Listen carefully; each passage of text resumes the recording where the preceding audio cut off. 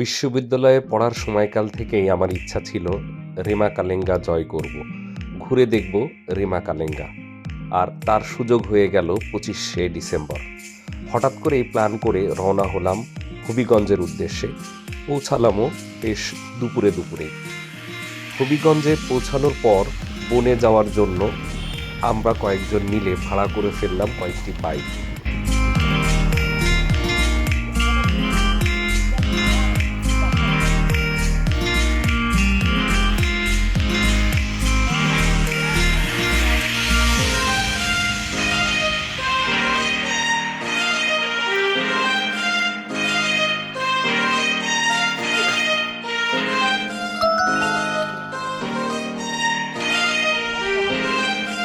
পুরো ফরেস্টের ভিতরে রেমা কালেঙ্গা ফরেস্ট। আমরা এই কালেঙ্গা ফরেস্টের একবারে মাঝখানে যাওয়ার চেষ্টা করছি। এখন 4টা বাজে, আরও 1 ঘন্টা আমরা হাঁটবো এই রাস্তা ধরে। তারপরে রাতে আমরা টেন্টে থাকবো। রাতে ওখানে আমরা অবস্থান করব। আশা করি সুন্দর মতো পৌঁছাতে পারবো।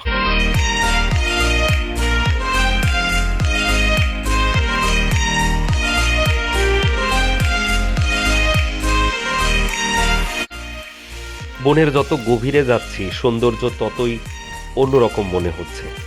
নিরিবিলি রাস্তা, এবং এই রাস্তাগুলো বর্ষাকালে যে কি অবস্থা থাকে শুধু সেটাই ভাবছিলাম। যেহেতু এখন শীত, তাই শুকনো থাকায় এই ঢালু রাস্তাগুলো আমাদের পার হতে খুব একটা সমস্যা হয়নি। তবে সবার কাছেই পানি এবং অন্যান্য খাবারের ভারী ভারী ব্যাগ, বিশেষ করে টেন্টগুলো অনেক ভারী থাকায় হাঁটতে যে খুব সুবিধা হচ্ছিল সবসময় সেটা বলবো না। যাই হোক, আমরা সন্ধ্যার আগেই একটি জায়গা নির্বাচন করে ফেললাম, সমতল এই জায়গাটা, এবং কিছুটা ফাঁকা, বন্য প্রাণী আক্রমণ করার সম্ভাবনা কম। সব দিক বিবেচনা করে আমরা এই জায়গাটা সিলেক্ট করলাম। সন্ধ্যা নামার আগেই খুব দ্রুত আমরা টেন্টগুলো সাজিয়ে ফেললাম। টেন্টগুলো সাজাতে প্রায় আধা ঘন্টার উপরে সময় লেগেছে। 3টা টেন্ট, আমরা 6 জন মানুষ থাকবো কিভাবে সেটার একটা পরিকল্পনা করে ফেললাম, এবং বন থেকে প্রচুর পরিমাণ শুকনো কাঠ এবং লতা পাতা সংগ্রহ করলাম, কারণ সারা রাত আগুন জ্বালাতে হবে। প্রচণ্ড ঠান্ডা, সুতরাং আগুন বন্ধ থাকলে ঠান্ডাতে কষ্ট পাবো এবং বন্য প্রাণীর আক্রমণের শিকার হতেও পারি। যাই হোক, আমরা সন্ধ্যার আগেই সব কিছু অ্যারেঞ্জ করেছি যাতে সন্ধ্যা নামার আগে আমরা আগুন জ্বালাতে পারি। এখন আমরা রেডি।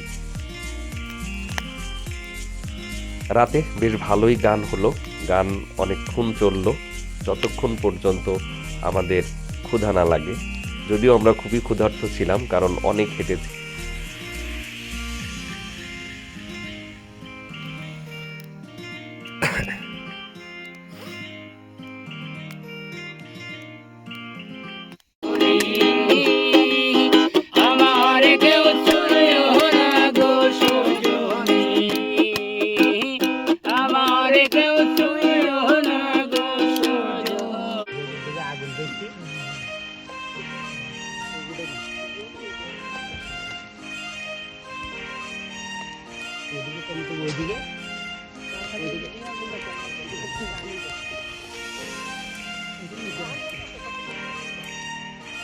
গান শেষে আমরা খাওয়া দাওয়ার আয়োজনে ব্যস্ত হয়ে পড়ি।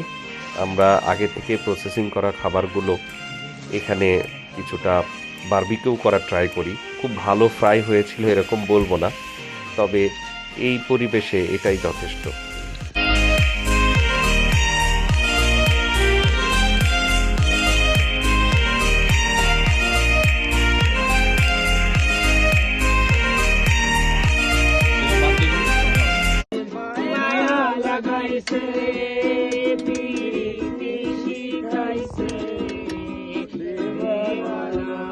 এখন সকাল 8টা বাজে।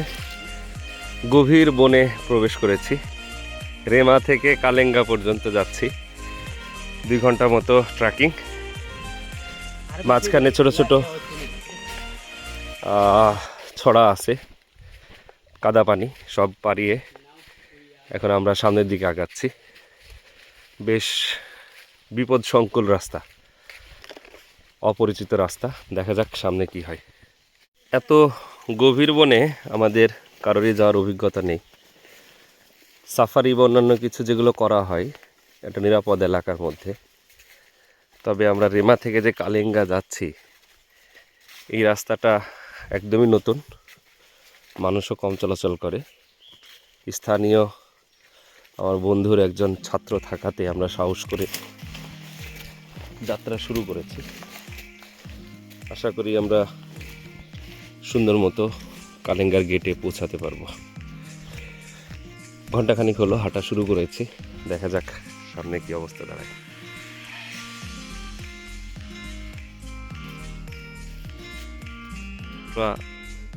কারবারি আছে, তারা গাছ কেটে এই গর্তে কয়লা করে, দেখতে পাচ্ছেন অনেক কয়লা পড়ে আছে।